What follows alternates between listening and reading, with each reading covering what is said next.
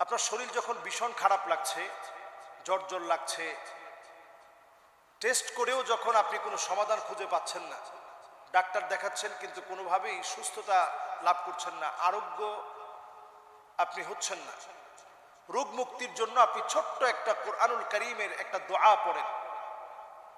আল্লাহু খায়রুন হাফিযান ওয়া হুয়া আরহামুর রাহিমিন।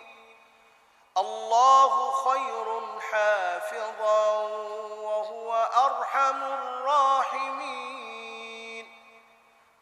এই আয়াতে কারিমাটা আপনি পড়তে থাকেন। আল্লাহু খায়রুন হাফিযান ওয়া হুয়া আরহামুর রাহিমিন। আল্লাহ হচ্ছে সবচেয়ে বড় হেফাজতকারী এবং তিনি সবচেয়ে বেশি দয়ালু। এই দোয়াটা আমরা পড়ি, পানির মধ্যে ফু দেই, সেই পানিটা আপনি খেতে পারেন।